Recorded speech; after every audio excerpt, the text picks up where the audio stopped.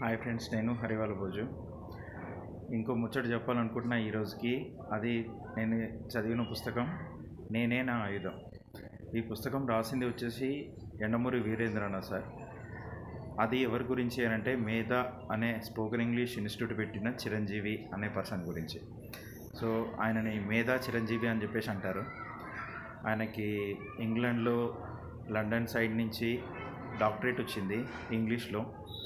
So ఆయన జీవితం ఎక్కడ మొదలైంది, ఎట్లా మొదలైంది, ఏమేమి చూసిండు అనే పాయింట్ ఆఫ్ వ్యూలో ఏదో ఒకసారి యండమూరి వీరేంద్రనాథ్ని కలవనికి పోతే మేధా చిరంజీవి, సో అక్కడ చూసి మేధా చిరంజీవిని ఆడిటర్ ఆర్ చార్టర్డ్ అకౌంటెంట్ అనుకున్నారంట ఆయన మాట్లాడిన ఇంగ్లీష్ విధానానికి. సో నేనే నా ఆయుధం అనే పుస్తకం చదివిన తర్వాత 2-3 సార్లు చదివిన తర్వాత ఒక ఫ్రెండ్కి గిఫ్ట్ ఇచ్చిన తర్వాత ఆ పుస్తకం గురించి చెప్పాలి అనుకుంటున్నా. ఆయన కూడా వరంగల్లే. సో వాళ్ళ తాతల కాలం నాడు వచ్చేసి మహారాష్ట్ర నుంచి వరంగల్కి వచ్చి సెటిల్ అయ్యారు. సో ఈయన చిరంజీవి అనే అతను ఊర్లో కరెక్ట్ ఊరి పేరు గుర్తులేదు కానీ వరంగల్ డిస్టిక్. ఆ వరంగల్ డిస్టిక్ హన్మకొండకి దగ్గరలో ఉండేది. సో ఆయన చిన్నప్పుడే వాళ్ళ నాయన చనిపోయాడు, అమ్మ వ్యవసాయం చేసేది. ఈయన కూడా ఆ పని ఈ పని చేసుకుంటూ బతకాలి, చదువుకోవాలి అనే పరిస్థితి నుంచి వచ్చిండు. సో స్పోకెన్ ఇంగ్లీష్ ఇన్స్టిట్యూట్ పెట్టడానికి కారణాలు, ఆయన జీవితం ఎట్లా మొదలైంది, ఏ ఏ మలుపులు తెలిగింది, ఇవన్నీ చూసిన తర్వాత మీకు అర్థమవుతుంది. ఆ పుస్తకం చదవండి. వీడియో పెట్టిన తర్వాత కింద లింకులో ఇవ్వడానికి ట్రై చేస్తాను. జాబిల్లి అనే పబ్లికేషన్స్ వాళ్ళు ప్రింట్ చేశారు. అది కూడా చిరంజీవి గారిదే అనుకుంటున్నా, మేధా చిరంజీవి. సో ఇక్కడ ఇన్ డీటెయిల్గా వస్తే వరంగల్లో పుట్టి పెరగడము, ఆ రోజుల్లో నక్సలైట్ల ప్రభావం ఉంటుందేమో అని భయపడ్డము, అలా ఇట్లా ఆయన చిన్నగా ఉన్నప్పుడే ఆయన చనిపోవడము, అక్కలు ఈయన ఒకడు, ఈయనకో తమ్ముడు కూడా ఉండేటోడు. సో ఆ తమ్ముడు వచ్చేసి ఈయన పెరిగి పెద్దయ్యే క్రమంలో ఇల్లు ఇచ్చిపెట్టేసి లారీ డ్రైవింగ్లో నేర్చుకొని ముంబైకి చాలా సంవత్సరాలు పోయి అక్కడే సెటిల్ అయ్యి హిందీ ఇట్లా నేర్చుకొని రకరకాల పనులు చేసి ఆయన ఇల్లు వదిలేసి సెటిల్ అయ్యిండు.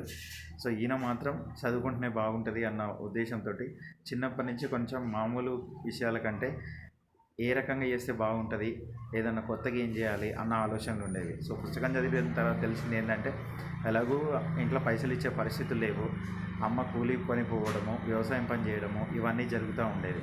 ఈ జరిగే దానిలో వచ్చేసి ఏమర్థమైంది అని అంటే పని చేయకుండా పైసలు ఎట్లా సంపాదించాలి అని చెప్పేసి ఎప్పుడన్నా ఇచ్చిన 1 రూపాయి అర్ధగా ఆటానా ఇట్లాంటివన్నీ జమ చేసుకొని వాళ్ళ ఊర్లే జరిగే ఒక తిరునాళ్ళు, తీర్థం, జాతర ఇటువంటి దానివల్ల వాళ్ళ దోస్తులతో కలిసేసి సినిమా యాక్టర్ల పోస్టర్లు కొని సో దాన్ని అటు ఇటు గజిబిజిలాగా ఏదో ఆటలాగా ఆడి ఒక చిన్నపాటి బిజినెస్ చేసి అందులో పైసలు మిగిల్చుకొని చేసిర్రు అని చెప్పి దగ్గర నుంచి స్టార్ట్ అవుతుంది.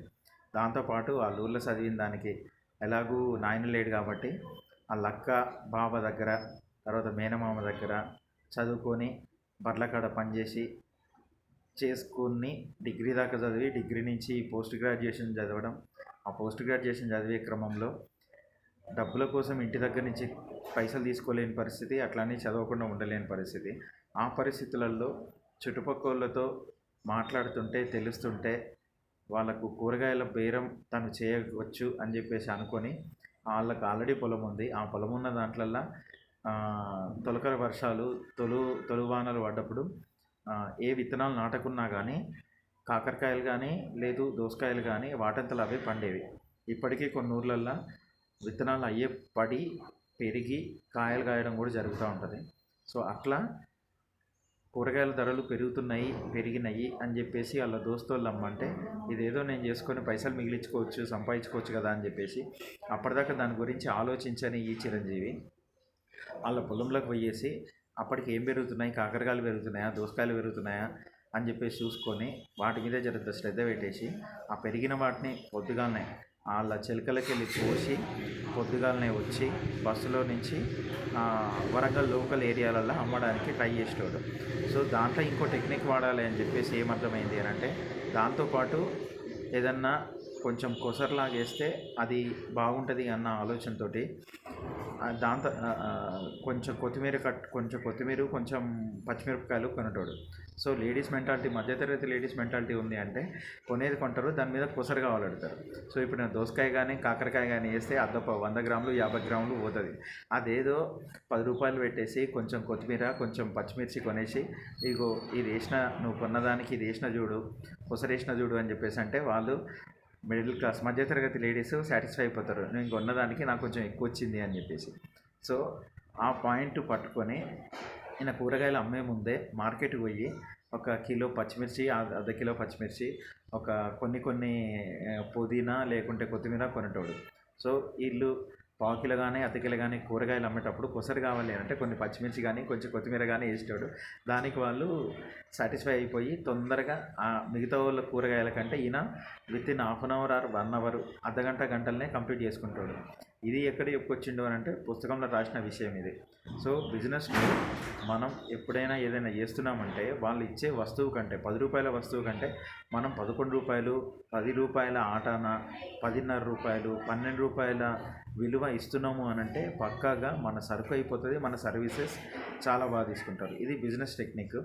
సో ఇది ఎవరైనా కానీ వాడుతుంటారు. వేరే ఇంటర్వ్యూలో కూడా నేను చూసిన.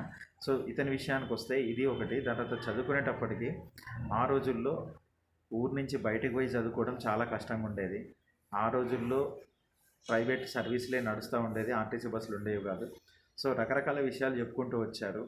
అందులో తనని తాను మలుసుకొని తానే తన ఆయుధంగా తయారయ్యి జీవితాన్ని ఎట్లా మార్చుకున్నాడు అని చెప్పేసి చాలా బాగా రాయడం అయింది.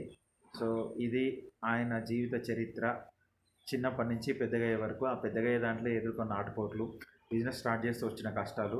సో బిజినెస్ చేసేటప్పుడు ఎట్లా ఆలోచించాలి, పోటీదారులు ఎట్లుంటారు, ఆ పోటీదారులను తట్టుకొని ఎట్లుండాలి, కొన్నిసార్లు గిమ్మిక్కులు చేస్తే కానీ బిజినెస్లో మనం నిలబడలేము.